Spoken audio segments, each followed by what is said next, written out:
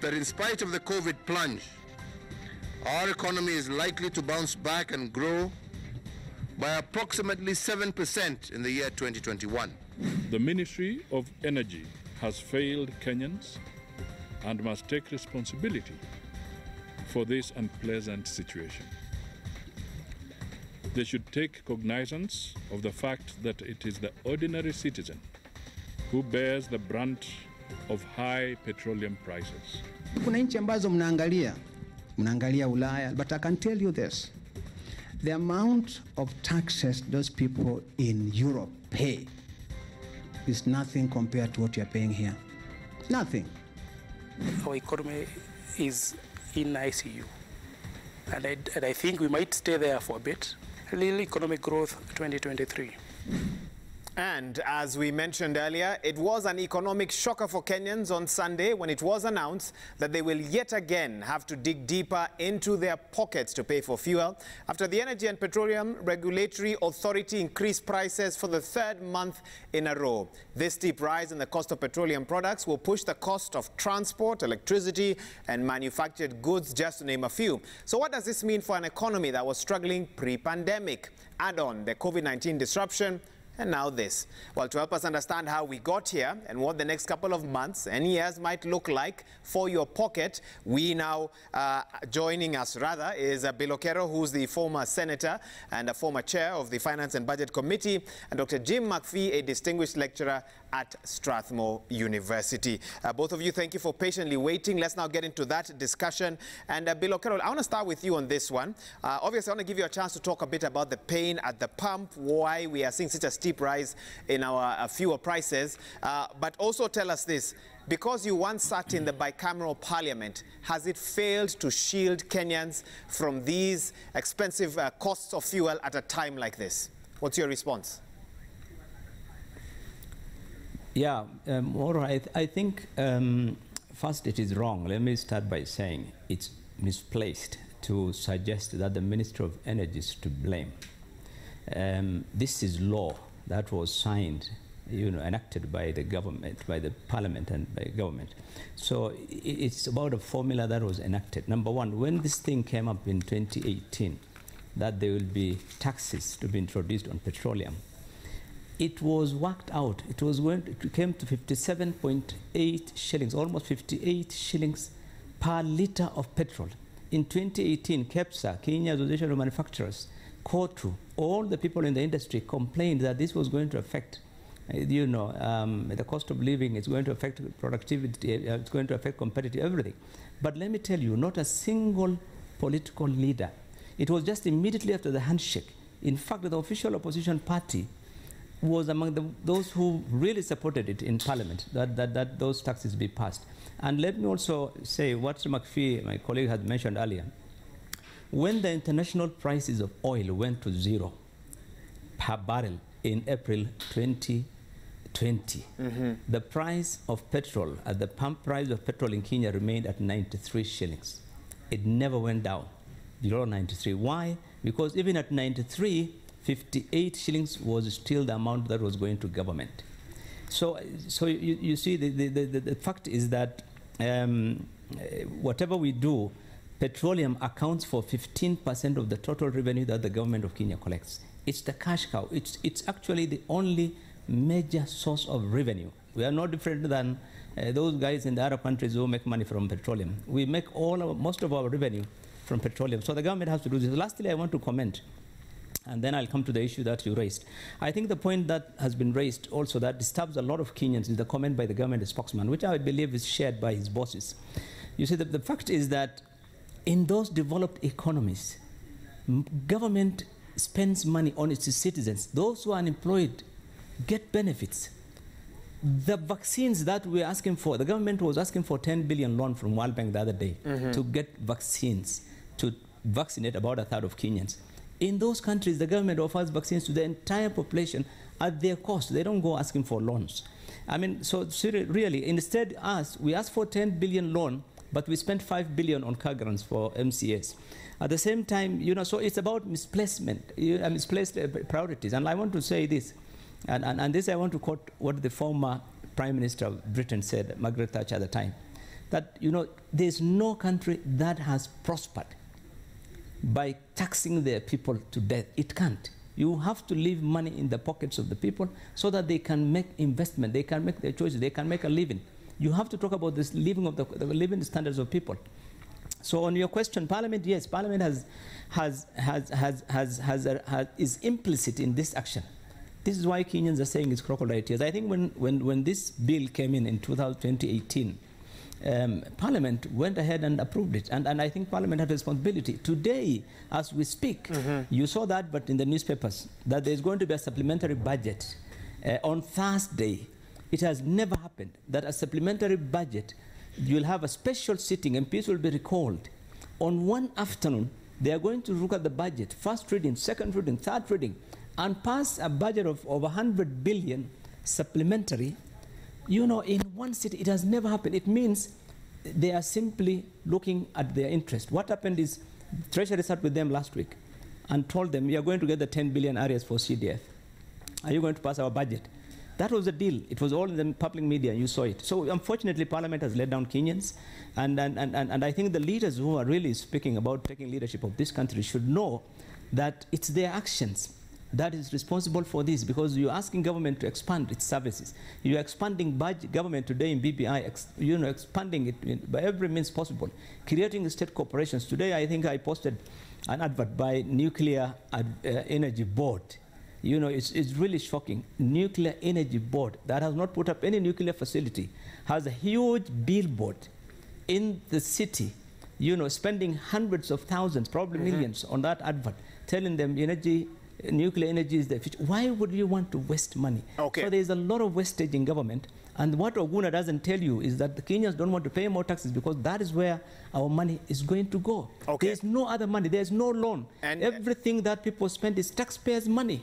And I want to let our viewers know we did reach out to Treasury today and to the relevant committees in the National Assembly to join us for this discussion, but their representatives were not available. And Senator, you've raised some interesting points there. I'll come back and interrogate them a bit more, but let me also allow Dr. McPhee to weigh in. And Dr. McPhee, I want to begin by reading a tweet off the back of something that you said. I hope you can still hear me.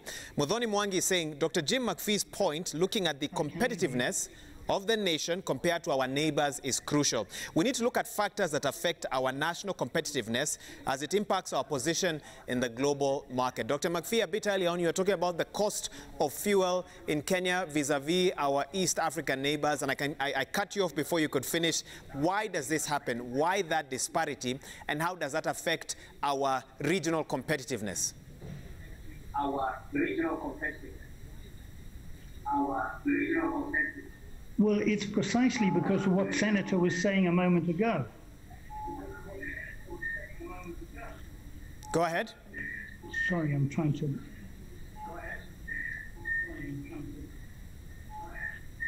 sorry, I'm just trying to mute my TV actually here. Okay.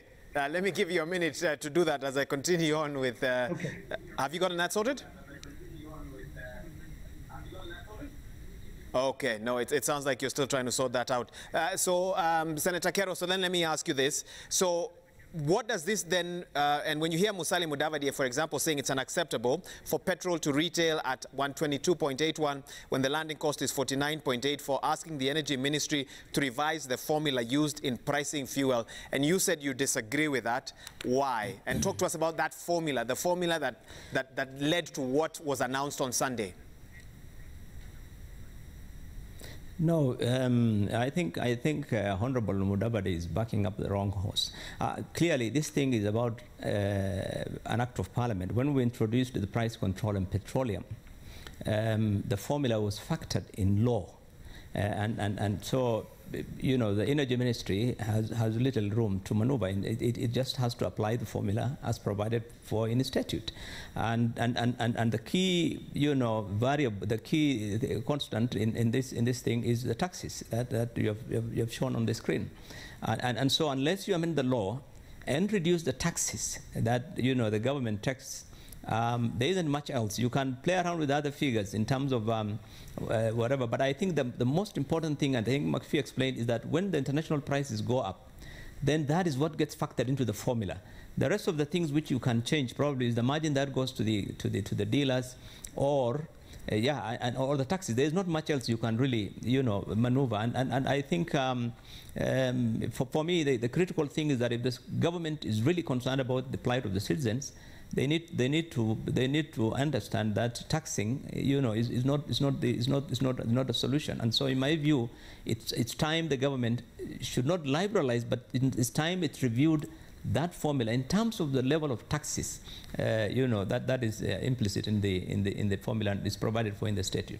Okay, and I'll be coming back to you to understand what you feel the government has in terms of options.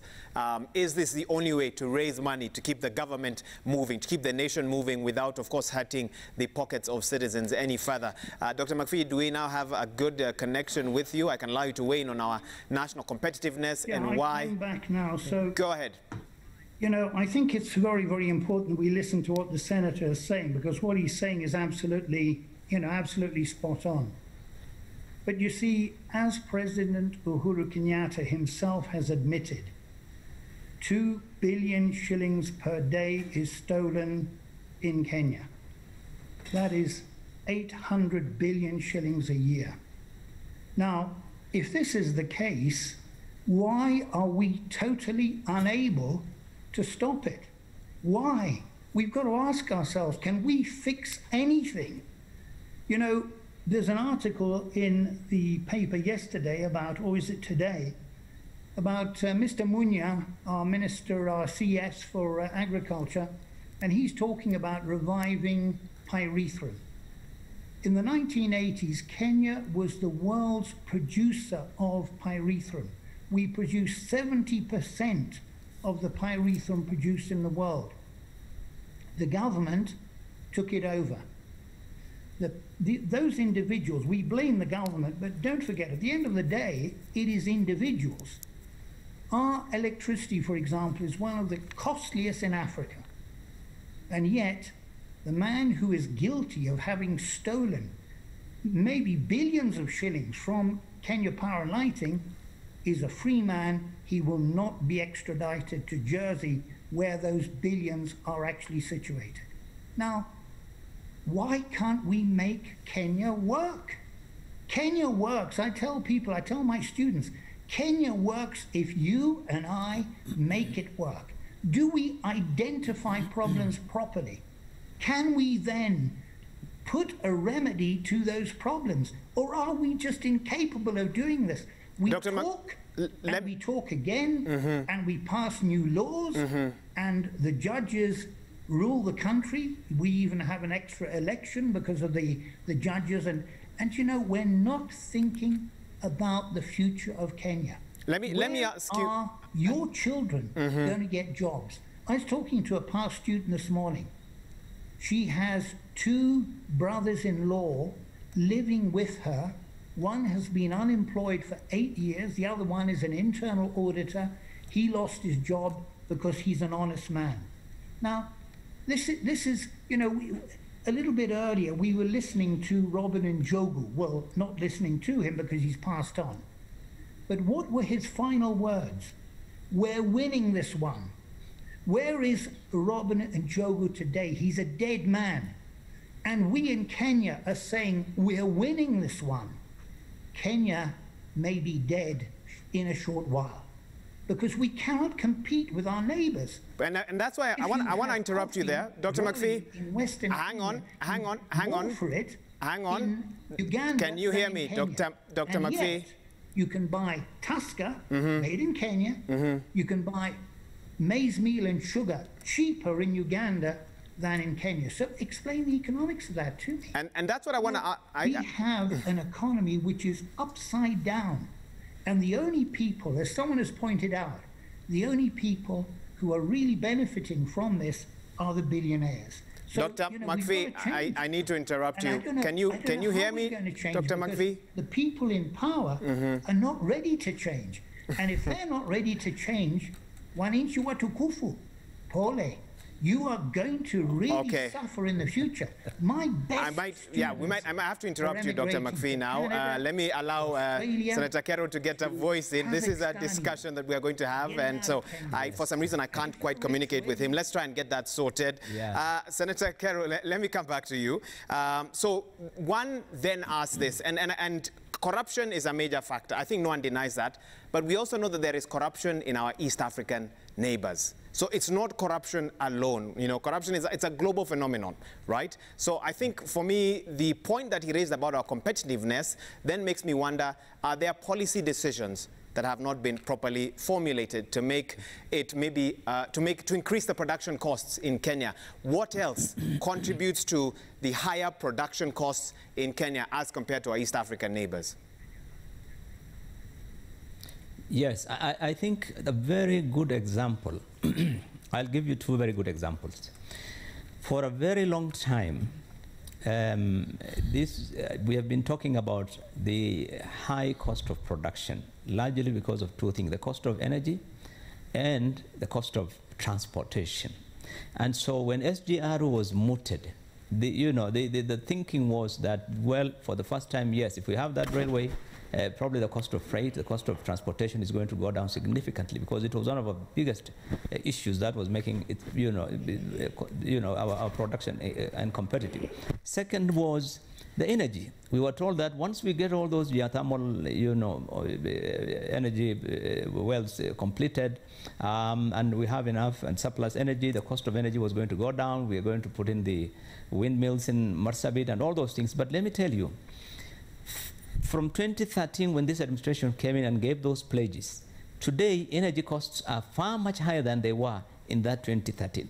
In spite of the fact that we have completed several more wells of geothermal production in Naivasha. We have got some of the cheapest energy, but still, because we have those thermal power generators, which are there because of other expediencies, not because of they're required, still our energy remains the most expensive, because KP's, Kenya Power Lighting, has other vested interests. We'll make sure that the cost of energy is always high, and everyone knows that in this country. So the SGR, of course, misplaced. It has become the most expensive. People still prefer to use the trucks. So we still are back to where we are. We are not competitive, and it's policy decision. These are all about policy decisions. Number two, it's about management. Some of these things is about misplaced priorities. We are not putting money in the right places. And I've given examples earlier about when I talked about the nuclear. Just go through our budget and see how money is spent on areas where it's not a priority. It's wasted. This is why you find that in agriculture, for example, in the food security, we are not able to go anywhere, in spite of the fact that we always talk about it. What happened to Kolalu? We spent billions and didn't take off. But the reality is that when we import fertilizers for the farmers, it's always more expensive than it is than the one that is brought in by the retail farmers. Yet this is from the government. So I think the challenge we have is not just the corruption, but mismanagement, poor governance. I think I would put all these things at poor governance. It's about leadership, really. So the buck stops in the leadership. This is why when you compare us to Rwanda or some of these other countries, really, that have made strides in the last few years, we think you're comparing wrong. Those are wrong comparisons, because it's about the leadership. It's about the vision they have for their country. It's about the management. And so this is why in Kenya, lastly, I want to say, one of the other challenges, I think, in addition to that, which has made things very competitive, is the amount of money that we have borrowed, the public debt. Because this thing is factored into every, it has become a key factor of production. Why? Because these loans are going to be paid by us. How? Through the taxes. So it goes and it ends up in more taxes and more taxes and more taxes, which makes us less competitive. And I think McPhee gave examples. If things are expensive, petroleum goes up, our things will become more expensive. Today already you've seen many companies are adjusting their prices, their cost of manufacturing will go up, their cost of production will go up. Those farmers now, their maize will be more expensive because they have to buy diesel, they have to buy fuel for their tractors and for their implements and so forth. So I think the public debt contributes also significantly. And I think that is the elephant in the room in this country when you talk about the economy. It's not about taxes. It's not about KRA. It's not about revenue. The revenue side is not the issue. It's about the spending. The lack of rationalization in public service, which is responsible for the huge public loans. And we think loans are, it's just something we just collect. This is taxpayers' money. We are the ones who are going to pay. And we pay through this uncompetitiveness and through this difficult cost and high cost of living. Okay. Let me look at some feedback. We're getting a lot of messages, and a lot of Kenyans are asking, what is the solution? What is the way forward? And so, Dr. McPhee and Bilokero, I want you to think about that as I read these tweets. This is what Kenyans are saying. Kipleting Manuela says, government should reverse decision on increased fuel prices. Majority of Kenyans don't have money in their pockets. Okay. Let's see what else we have here. Jeff says, recent World Bank analysis shows that taxes on petroleum products are a critical source of government revenue for low-income countries. And if the experience of industrial countries serves as any guide, the rates of these taxes will have to rise sharply as low-income economies develop. But policy makers must be mindful of how taxes and subsidies affect relative prices of fuels, since a very large difference between products can lead to fuel switching and adulteration, adversely affecting the government's tax take and pollution levels. So high fuel costs could spark off some of those things he's mentioned. Enoch Kilile says, whilst taxation is one of the key sources of many governments' revenue, effective, efficient and transparent use of taxes is very critical in bestowing confidentiality or confidence of the citizens thereof.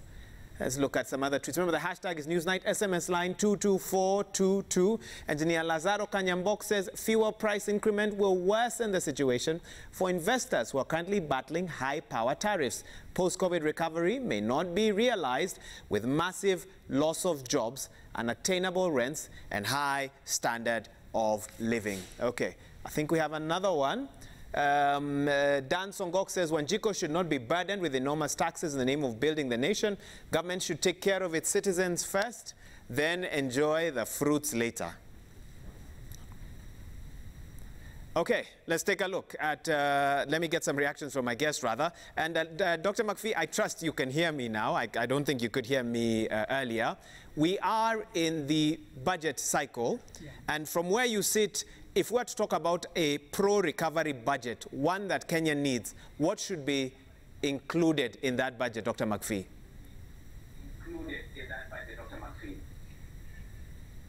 You know, it's very difficult to say, because you know, the biggest line item that we have in our budget is interest on debt.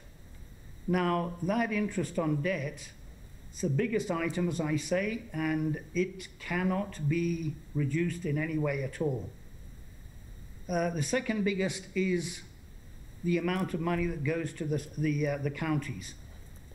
And, you know, we are getting promised in the BBI that that amount of money will be increased to 35% of our total budget. I don't know why is so much of the world, you know, it's the same with Biden in the United States. So much of these things are basically lies. And is it possible for politicians anywhere in the world to tell the truth? You know, but anyway, the third item in our budget is expenditure on teachers, our free education. The TSC, you know, takes up an enormous amount of money every year. But as the senator was mentioning, there are many, many things where, you know, we don't need to spend money and we're spending money.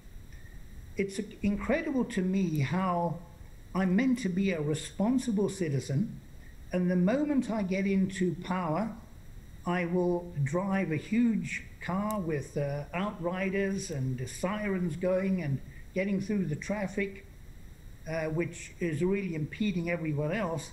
But, you know, I don't act with responsibility. So we've got to really go through that budget line by line and cut out all the wasteful expenditure. Thank God we've got COVID, which actually is preventing people from traveling around the world. But it's also, you know, we know that 166 billion shillings didn't come into our economy last year because travel was cut out. We didn't get our tourists. So we have to understand, we've got to cut back government expenditure. But do we see this? The answer is no. We see members of government spending as if, there is no limit on the amount of money that they have. We need responsibility. We need to cut back our expenditure, not increase it, as is presented in the budget at the moment. We've got to cut it back. And if we don't do this, we are being reckless. We are not thinking about the people of this country. We have to be more responsible in government. Our parliament, do you care about Kenya? Our governors, our senators, do you care about Kenya, or do you only think of yourself? Because it would seem that they think only of themselves.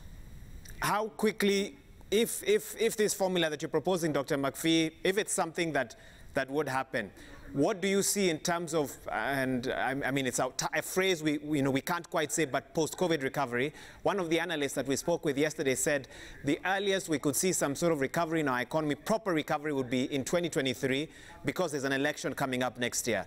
So for you, what are your predictions if some of the measures that you and Bilokero and others are proposing are to be implemented? When and how quickly could we see better days for Kenyans? Well, if we actually take what has happened in the recent by-elections, we discover that, the problems that we've had every election year are going to be repeated in 2022. So, it's amazing that somehow we never actually face the truth.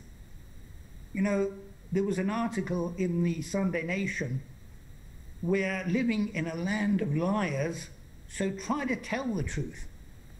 But we have to tell ourselves the truth. Mm-hmm. This year is going to be another bad year. Let's face it, we've got this third wave. It's not going to be out of the way with vaccination because, well, the experience of vaccination around the world is that it doesn't work like, I know I got a polio vaccination a number of years ago, and I thank God I did get it because I've never suffered from polio. But the fact is, we don't know how efficacious, how effective this particular vaccine is going to be. And a lot of people, 1/3 of the US military have refused to be vaccinated. So when Kenyans refuse to be vaccinated, well, they're doing exactly what 1/3 of the US military is doing, because they fear, this thing here could have some kind of an effect on them. Mm-hmm. So, this year, talking about growth of 7% is pie in the sky. This is not possible. And then we go into the election next year. Already we have the campaigns on. We already have violence in our by-elections. These are not good signs for next year. Okay. Would you go and visit a war zone in Syria? Would you go and visit, let's say, Iraq, where you have fighting going on? The answer is no. And we hope we will not get anywhere near those countries that you've mentioned. Mm-hmm. And people are not going to be investing in the same way. So recovery in 2023, I agree with that 100%. Okay. Senator Kero, let me allow you to come in. And Senator, we've gotten a text here from a viewer saying, listening to your economists and very great minds at that, it sounds hopeless. Give us some hope, Senator Kero. What is the way out of this? What are the options? First of all, government, are there more options and what is simply on the table? Government, yes, the government has options. And really, one of the things which I always say is that that's what a leader is. A leader, as Napoleon said, is a dealer in hope. The government can give hopes to people because they have the options. One of the things they can do, for example, which I think many Kenyans have talked about, is they should not have removed those tax reliefs that they removed in January. Given that we are facing still a lot of challenges, the COVID is with us, thousands of businesses are still locked down, millions are out of jobs, life is difficult. One of the ways you can enhance the recovery of the economy is to have more tax reliefs, today, not try to remove them. In fact, introduce more tax relief, not just on pay as you earn, not on corporation tax only, but even on VAT, on whatever way you can, because you can do that by cutting down on public expenditure. You don't need to, in a time when there is a crisis, these are extraordinary times, you don't need to invest in those legacy projects, for heaven's sake. You can defer those things, allow people to have money and have a living and stay, So one of the things I would suggest is the tax relief. Number two, stop borrowing. Because the consequences of what we are seeing today, the high tax, for example, this tax on petroleum in 2018 was introduced because it was a directive. It was a requirement by IMF when the government took that ECF facility. And today, last week, Parliament and IMF agreed that there are going to be more measures that will be introduced by IMF. In fact, let me tell you, the situation is likely to get worse if IMF puts its foot down, because they need more taxes to be raised. They need more, because the government needs 1 trillion to service loans annually starting from this financial year. So one of the things which I say would be hoped is that the government has the chance, they need to listen. Because if you don't listen to people, if you don't listen to your citizens, if you don't listen to your country, you can't rule. Listen to the Kenyans, please provide the tax reliefs. It's one way of really enhancing demand, because when people have money in their pockets, it creates demand. Factories will go back to work, businesses will run, because people have money to buy things. Senator. Because this is not the time really to introduce taxes. In this kind of situation, governments do not introduce taxes. So I think one of the things I would suggest is yes. Number two, I think, is the loans that I've mentioned, that they need to stop borrowing completely. Really, that is the thing that is going to kill this country, and it's already doing. Senator. Number three, I think, is rationalization. Lastly, I want to say rationalization of public service is a thing that we have talked about from 2003 up to today. But the inverse, the opposite is what is happening. Every year we are expanding, creating new ministries, creating new departments, new state corporations.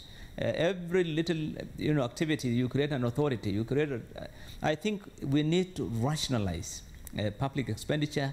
We are living large in government. This is the only country in Africa where you go to a government office and you really think it's a private sector office. The way those offices are furnished, the way those offices are served with the service, the consumption, it's crazy. So we need to really cut down. And I've mentioned, for example, the advertisements. You open the media, you look at the consultancies that are being done by every government outfit, is spending billions on trying to do this or that. At this time of crisis, there are government officers that are building offices of all manner of projects, and this is not the time to really go. You have counties where people are let me ask you this, Senator. And you're spending money on other things. And you have made your point on that. Let me ask you this. We had you on the show, on this same show, about a year ago. COVID had just hit, and we were very concerned. The whole country was concerned about the economy and what it would mean. And what has happened between the last time we hosted you and now is that, according to some numbers we have, about 1.7 million jobs because of the lockdown were lost. And it depends on who you're looking at. Kenya National Bureau of Statistics have their numbers, World Bank have their numbers, and so forth. But what we know is that lots of jobs were lost over the last 1 year because of some of the lockdown measures. And the president acknowledged this when he spoke. How do we get either those jobs back, or how do we create new jobs? Because all the measures you're talking about are well and good, but many Kenyans tonight are asking, where are we going to get work from? What solutions do you have? What sectors can produce jobs at a time like this? Let me tell you, Maura, the jobs are lost in the sectors that have been mentioned by McPhee. For example, take the hospitality sector. The hotel industry, the tourism industry, it's all shut down. That sector alone was creating millions of jobs for Kenyans. There are still many sectors that have been affected. When you have in curfew, when you have reduced demands, there are no jobs, people are not able to buy. I'm in manufacturing myself. Let me tell you, in the last 3 months, production has really gone down by more than half, and it's not only our hours, but in the entire industry that I'm in. And so one of the ways in which you can create jobs is what I mentioned in the first time: provide tax reliefs to businesses. The reason why I keep repeating this is that when you provide tax reliefs, it gives an opportunity for businesses to invest that relief. That money, that saving is invested. You create more jobs. You hire more people. So there isn't much room in terms of opening the COVID rules of the curfews and so forth. But I think what you need to do is provide that opportunity. Number two is the stimulus package that they provided last time, 57 billion. fine, it was a gesture in the right way because it creates demand. It puts money in pockets of people and it creates demand. You know, the thing about employment is created by businesses, not government. And businesses employ people when they have demand, when their businesses, when there's productivity. And that can be done, you know, realized when people have money and they're able to order goods. So I think one of the things they have said is that please provide tax reliefs. You're going to help in recovery and you're going to help in creating. Number two, there are specific measures that the government can introduce to businesses to encourage employment. You can, for example, and this happens in other countries, provide some tax incentives on pay as you earn that will encourage people to take up more employees, you know, or tax incentives that can encourage companies to employ more people. You know, if you hire 5 people, you're going to get this tax, tax waiver or tax reduction or tax whatever. These things can be done if the government stops thinking about raising taxes. But in the situation where we are because of the debt and the IMF rules and so forth, it's becoming a bit of a tight situation, but I think the government really needs to do that, and that is the way to create jobs, in my view. And I want Dr. McPhee to weigh in on the same. How do we create these jobs, Dr. McPhee? How do we create employment? I would dare say we've already had many politicians talking about them wanting to vie to be president in next year's general election. For anyone who would want to take over next year, what should they be thinking about in terms of job creation? Because that really is the cry of many Kenyans tonight. Well, I think one of the things that has to happen is that,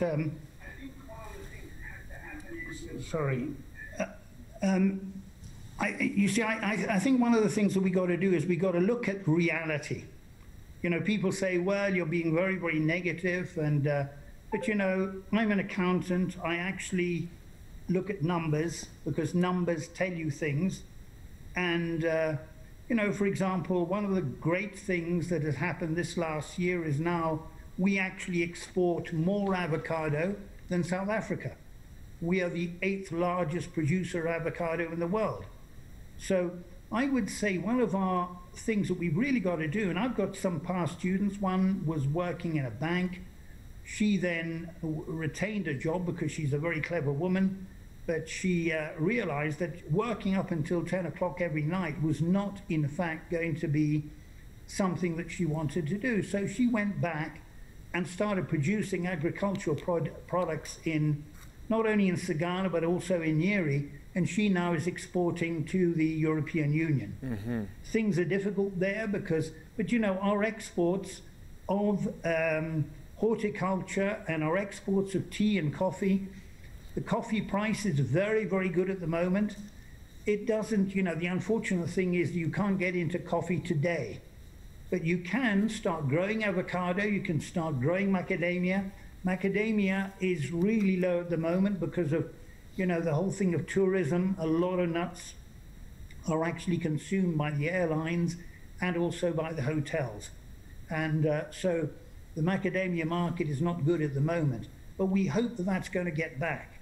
The tea price is very low. The international tea price is very low.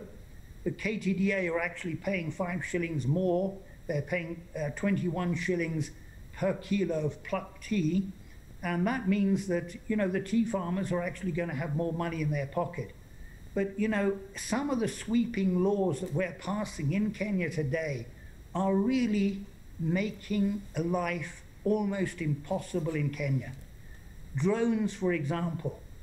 There is a new law passed on drones. If you want to have a drone, you want to use it, let's suppose you want to put it up in the air to photograph something, you've got to pay a license of 20,000 shillings. Now, do people in government understand the value of money? They talk about billions of shillings as if, it's the amount of money that you give as a tip in a hotel. This is the amount of money that they're talking about. They are not business people. They need to learn about business. They don't know how to run business. And the result is that we have decisions made by people who are totally ignorant. I may have a first-class degree in economics from the London School of Economics, but I'm not Kwame Owino, who is a real economist. I'm not a David Ndii. So we got to understand, you people in Parliament, listen to the business community. The manufacturing community in this country pays 17% of the taxes. Agriculture, we say we need to give money to agriculture. Agriculture is a business. It pays 1% of the taxes in Kenya. So, you know, we've got to try NCBB. It's going to collapse under a debt of 7.3 billion shillings. Any government thing, KPCU, Mr. Munya has put KPCU back in existence at probably the cost of the farmer. And you know, we're doing this again and again and again. So let me ask you this. We destroyed pyrethrum. We almost destroyed coffee. We're now back to trying to destroy tea, which is our most important export. Dr. McPhee, the law Dr. McPhee is nonsensical. It doesn't make sense. But you know, Parliament, you just give them a little bit of money, they're bribed. This happens all over the world. Lobbying is what happens in the United States. We call it corruption. But politicians, Dr. McPhee, if you can think about Kenya. Okay. Thank you. So even as we wrap this up, I want to give you each about a minute. Let me start with you, Dr. McPhee, if you can still hear me. What's your word of advice then to Treasury? I'm sure they're watching at this time. I'm sure they're listening. What's your word to them at a time when Kenyans are reeling from this economic shocker, the hiked fuel prices? What's your short word to them, please? Look at every line in your budget item. Every line. Cut out travel, cut out expenditure. Listen to what the senator has said this evening and put into practice what he has suggested. Okay. We have to reduce government expenditure. And the only way we can do it is by looking at every line and reducing that line, especially nonsensical politicking around the country. Senator, you've been referenced there. I can give you the last word then. What's your advice to Treasury at this time? I know they've got heavy decisions to make. Treasury, my advice to Treasury, the 7% growth that they project is going to be hot air. Look at it this way. The dollar is going to appreciate because of the change and the optimism in the U.S. in the change in government and so forth. The petroleum prices are going up. It's an external shock that is going to make the matters worse. COVID is going to be with us, as you've had for probably this year and even next year. So those projections are not going to be realized. So the situation is going to be a bit bad. So in my view, put the money where your mouth is. This is a subsistence economy. 80% of our people survive on the informal sector. So don't give a token support to that sector. That is where you need to put money in. It's not about how much you generate from them. For example, when you give 10 billion to the entire SME, that accounts for 80% of the employment and informal sector, and that is where we are. And you give 10 billion to bail out an airline, then you really have misplaced priorities. And I think, so what I want to urge the government is that, given the challenges that we expect, please put money into where the Kenyans are, where 80% of the Kenyans are. Let them at least be able to have something, to do. And number two, please provide tax reliefs as much as possible. It's not about spending. It's about supporting the people at this time when they're in need so that they can have money to put bread or to put ugali on the table. Thank you so much. And of course, this discussion gives a lot of food for thought for those who will be attending that special sitting of Parliament, members of the National Assembly this coming Thursday. Remember, there's a special sitting to discuss the report of the Budget and Appropriations Committee. And in the notice, the public has also been invited. Hopefully, some of the thoughts of my two guests here tonight will be factored into that particular discussion. Thank you so much, Dr. Jim McPhee, who's a lecturer, senior lecturer, Strathmore University, also the director there, College of Accountancy. Thank you so much for your time this evening. And Bill Okero, former senator and former chair of the Finance and Budget Committee, sharing their thoughts on the state of the nation, and specifically the state of the economy. What are your thoughts? Use the hashtag Newsnight, SMS line 22422. We can continue to engage online, but unfortunately, our time is up. On behalf of the whole team that's made this broadcast possible, thank you so much for having tuned in. This is Newsnight. We do this every Tuesday, discussing topics that are important to you, whichever part of the country or the world you're watching us from. A sign language interpreter has been Wilson Mushora. Have a good night. My name is Wahiga Mwaura. Stay safe, wear a mask, try and keep yourself and your loved ones as safe as possible. COVID is real. Stay safe and have a good night, and we'll see you soon.